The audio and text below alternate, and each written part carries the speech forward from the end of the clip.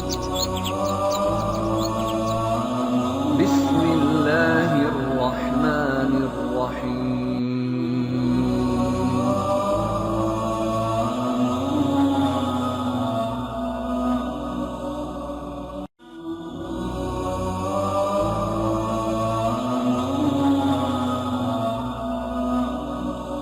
عمل کیا تھا، اللہ نے اس کا بھی ذکر کیا ہے۔ فرمایا بس اس کی قوم کا جواب یہی ہوتا کہ اللہ کا عذاب لیا اگر تو سچا ہے۔ اسلام دشمن اور کافر قوموں کا جواب یہی ہوتا ہے۔ قوم عاد اور قوم سمود نے بھی یہی جواب دیا تھا۔ دوسری آیت میں ہے، لوط نے انہیں ہماری پکڑ سے ڈرایا، یعنی انہوں نے کہا اے قوم، اللہ کی پکڑ سے اور عذاب سے بچ جاؤ، محتاط ہو جاؤ، اس کی لاٹھی بے آواز ہے، لیکن وہ ڈرانے والوں سے بھی جھگڑتے ہی رہے۔ ایک اور آیت میں اللہ فرماتے ہیں، اور ان کی قوم سے کوئی جواب نہ بن پڑا بجز اس کے کہ آپس میں کہنے لگے کہ ان لوگوں کو اپنی بستی سے نکال دو، یہ پاک باز بننے کی کوشش کرتے ہیں۔ چونکہ یہ سب کے سب لوگ فحاشی، عریانی، بے حیائی، بے غیرتی، فسق و فجور اور بدکاری میں مصروف تھے، ان کے نزدیک پاکیزگی اختیار کرنا بے معنی کام بن چکا تھا۔ لوط علیہ السلام اور ان کی بیٹیوں کے علاوہ کوئی شخص پاک نہ تھا، سب کے سب غلاظت میں ڈوبے ہوئے تھے۔ چنانچہ انہوں نے لوط علیہ السلام کو اپنی بستی سے نکال باہر کرنے کا فیصلہ کیا۔ کہنے لگے، اے لوط، اگر تو اپنے اس واعظ و نصیحت سے باز نہ آیا تو ضرور تجھے نکال دیا جائے گا۔ اس پر لوط نے فرمایا، میں بھی تمہارے اس گھناونے عمل سے بیزار ہو چکا ہوں۔ چنانچہ لوط علیہ السلام اس موقع پر وہاں سے نکل آئے اور اپنے رب سے یوں دعا گو ہوئے، اے میرے پروردگار، مجھے اور میرے اہل کو ان کے عمل سے بچا لے اور نجات عطا فرما۔ کتنی ہی آیات میں ہے کہ ان لوگوں نے لوط علیہ السلام کو بستی سے نکالنے کا عزم کر رکھا تھا، اور لوط علیہ السلام اس پوری بستی میں بے یار و مددگار تھے۔ وہاں ان کا کوئی خاندان تو تھا نہیں، لہٰذا گھر میں ہی بیٹھے رہے، دعا کرتے رہے، اے پروردگار، اس فسادی قوم کے خلاف میری مدد فرما۔ اس دعا سے اس قوم کی ایک اور خصلت معلوم ہوئی، اور وہ یہ کہ وہ فسادی بھی تھے۔ سو اللہ نے دعا قبول فرمائی، فرشتے بھیجے، جبرائیل، میکائیل اور ملک الموت، اور بعض روایات کے مطابق اسرافیل کو بھی ان کے ساتھ بھیجا گیا۔ وہ سب سے پہلے ابراہیم علیہ السلام کے پاس آئے تاکہ انہیں اسحاق علیہ السلام کی بشارت دیں۔ آخرکار یہاں سے فرشتوں نے سدوم کا رخ کیا۔ یہ فرشتے وہاں نوجوان لڑکوں کی صورت میں پہنچے، ان کی ٹولیوں کے پاس سے گزرے تاکہ انہیں آزما لیا جائے، ان پر حجت قائم ہو جائے۔ مطلب یہ کہ اللہ تعالیٰ نے فرشتوں سے کہا تھا کہ ان لوگوں کو اس وقت تک ہلاک نہ کرنا جب تک کہ ان کے نبی کو ان پر الزام لگاتے نہ دیکھ لو۔ چنانچہ یہ فرشتے نوجوان اور خوبرو لڑکوں کی صورت میں بستی کے کنارے پہنچ گئے۔ لوط علیہ السلام کی ایک بیٹی بستی سے باہر کنارے پر رہتی تھی۔ جب اس نے انہیں دیکھا تو ڈر گئی۔ اس نے سوچا، ہماری قوم کے لوگوں نے اگر انہیں دیکھ لیا تو ضرور ان سے برائی کر کے رہیں گے، اس لیے وہ اپنے والد لوط علیہ السلام کی طرف دوڑی۔ ان کے پاس پہنچ کر کہنے لگی، میں نے چند نوجوان لڑکوں کو دیکھا ہے اور میں ان کے بارے میں خوفزدہ ہوں۔ لوط علیہ السلام جلدی سے ان کی طرف آئے، ان سے پوچھا، آپ کیسے آئے ہیں؟ انہوں نے بتایا، ہم آپ کے مہمان ہیں۔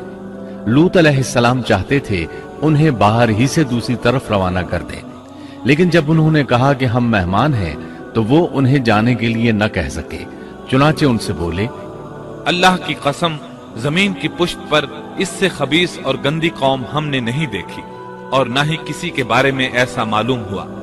آپ نے 2 بار، 6 بار اور پھر چوتھی بار بھی ان سے یہی بات کہی تاکہ ان نوجوانوں کو حالات کا علم ہو جائے، وہ بھانپ لیں، لیکن وہ تو فرشتے تھے اور لوط علیہ السلام کی قوم کے خلاف گواہی تلاش کر رہے تھے۔ آخر لوط علیہ السلام انہیں اپنے گھر لے آئے، انہیں بٹھایا۔ لوط علیہ السلام کی بیوی کافر تھی اور قوم کے ساتھ تھی۔ وہ باہر گئی اور اس نے لوگوں کو بتایا کہ اس نے لوط علیہ السلام کے گھر میں ایسے خوبصورت چہروں والے نوجوان دیکھے ہیں کہ زمین پر آج تک ان جیسے کہیں نظر نہیں آئے۔ یہ سنتے ہی وہ سب لوط علیہ السلام کے گھر کی طرف لپکے۔ قرآن کریم میں آتا ہے، لوگ جلدی سے اس کی طرف لپکے और वो इससे पहले फहाशी के आदी बन चुके थे। एक जगह अल्फाज हैं, शहर के लोग खुश होते हुए आए। वो इस हद तक फासिक और फाजिर बन चुके थे कि खुश होते हुए वहां आए ताकि उन खूबसूरत लड़कों से लज्जत हासिल कर सकें। ये घर के सामने पहुंच गए तो लूत अलैहिस्सलाम उन्हें रोकने के लिए घर से निकले। उनसे फरमाया, ऐ मेरी कौम, तुम्हारी ख्वाहिश के लिए मेरी बेटियां मौजूद हैं, यानी कौम की औरतें मौजूद हैं। नबी कौम का बाप होता है, उसकी बीवियां कौम की माएं और कौम की औरतें उसकी बेटियां शुमार होती हैं, जैसा कि सूरह हूद में आता है। कहने लगे, ऐ मेरी कौम, मेरी ये बेटियां तुम्हारे लिए पाकीज़गी का बाइस हैं, लिहाजा अल्लाह से डरो और मुझे मेरे मेहमानों के बारे में रुस्वा न करो। क्या तुम में कोई भला शख्स मौजूद नहीं? आपकी बात के जवाब में उन्होंने क्या जवाब दिया, कुरान मजीद में आता है। कहने लगे, लूत, तू जानता है तेरी बेटियों यानी कौम की औरतों से हमें कोई सरोकार नहीं, हम जो चाहते हैं तुम्हें खूब मालूम है। लूत कहने लगे, काश मेरे पास कोई कुव्वत होती या मैं किसी मजबूत पनाह में होता। लूत अलैहिस्सलाम के पास कुछ भी तो नहीं था, सिर्फ उनकी अपनी बेटियां उन पर ईमान लाई थीं, यहाँ तक कि उनकी बीवी भी काफिर थी। अब उन लोगों ने घर में दाखिल होने की तैयारी कर ली। उधर लूत अलैहिस्सलाम ने अपने तीनों मेहमानों की तरफ देखा। आप उनके लिए फिक्रमंद थे, लेकिन वो ये देखकर हैरान हुए बगैर न रहे कि वो तीनों बिल्कुल बेफिक्र बैठे थे। उस वक्त की कैफियत अल्लाह ताला ने कुरान मजीद में यूं बयान फरमाई है। लूत कहने लगे, तुम लोग तो कुछ अनजान से मालूम हो रहे हो। इस पर वो कहने लगे, हम तो तेरे पास वो फैसला लाए हैं जिसमें इस कौम को शक था, और हम तेरे पास हक लेकर आ चुके हैं और बेशक हम सच्चे हैं। सूरतुल अनकबूत में अल्लाह ताला फरमाते हैं, फरिश्तों ने कहा, ए लूत, न डर और गम न खा, यकीनन हम तुझे और तेरे अहल को सिवाय तेरी बीवी के नजात देंगे, वो पीछे रह जाने वालों में से होगी। हम इस बस्ती वालों पर इनके गुनाहों के सबब आसमान से अजाब नाजिल करने वाले हैं। उन्होंने ये भी कहा, कहने लगे, ए लूत, हम अल्लाह के भेजे हुए फरिश्ते हैं, ये लोग तुझ तक न पहुंच पाएंगे, यानी तुझे तकलीफ नहीं पहुंचा सकेंगे। फिर उनमें से एक शख्स ने अंदर दाखिल होने की कोशिश की। जिब्रील उठे, उन्हें एक ऐसी ज़रब लगाई कि तमाम के तमाम औंधे हो गए। इस बारे में अल्लाह का फरमान है। उन्होंने लूत को उसके मेहमानों के बारे में फुसलाने की कोशिश की तो हमने उनकी आंखें मिटा डाली। अल्लाह ताला सूरतुल कमर में फरमाते हैं, बस मेरा अजाब और डराना चखो। वो धमकियां देने लगे और वापस जाते हुए कहने लगे, हम तुझसे कल निबट लेंगे। उन्होंने सजा महसूस भी कर ली, लेकिन फिर भी तौबा न की। उस वक्त फरिश्तों ने कहा, यकीनन उनके वादे का वक्त सुबह का है, और क्या सुबह बिल्कुल करीब नहीं? सुबह तक उन्हें मोहलत मिल गई। फरिश्तों ने कहा, ए लूत, अपने अहल को रात के हिस्से में लेकर निकल जा और उनके पीछे पीछे तू चल, और तुम में से कोई पीछे मुड़कर न देखे, और जहां तुम्हें हुक्म हो चले जाओ। और हमने उसे वो फैसला सुना दिया कि सुबह होते ही उस कौम की जड़ काट दी जाएगी। चुनाचे लूत अलैहिस्सलाम निकल खड़े हुए। उनके साथ उनकी सिर्फ 2 बेटियां थीं। वो बस्ती से निकल गए। फिर सुबह हुई, रोशनी फैलने लगी तो अजाब आ गया। ये अजाब कैसा था? जिब्रील अलैहिस्सलाम आए, अपना पर जमीन के नीचे दाखिल किया, इस मुकम्मल बस्ती को उखेड़ा और आसमान की तरफ उठा कर ले गए। कहा जाता है कि फरिश्तों ने इस बस्ती के मुर्गों की अजान और कुत्तों के भौंकने की आवाजें सुनी, और लोगों ने फरिश्तों की तस्बीह सुन ली। जिब्रील अलैहिस्सलाम ने एक चीख मारी, सब बुझी हुई आग की तरह हो गए। फिर मुकम्मल बस्ती को पकड़कर उल्टा दिया। हर एक के लिए आसमान में पत्थर तैयार था। बहरहाल इसको जमीन पर दे मारा।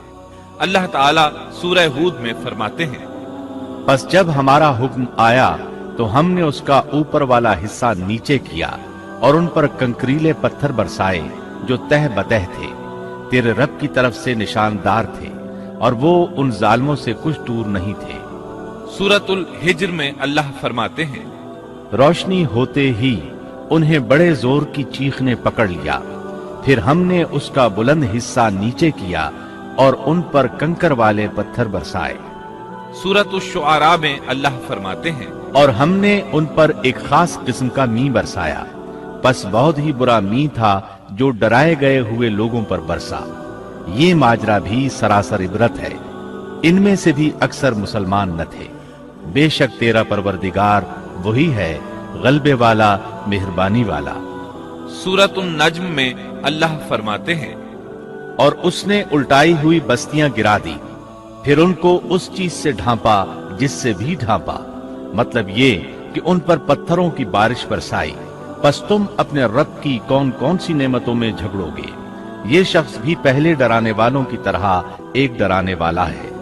इस तरह ये बस्ती सदूम बाहर मुर्दार के इलाके में तहस नहस हो गई और इसके आसार और निशानात क़यामत तक के लिए छोड़ दिए गए हैं।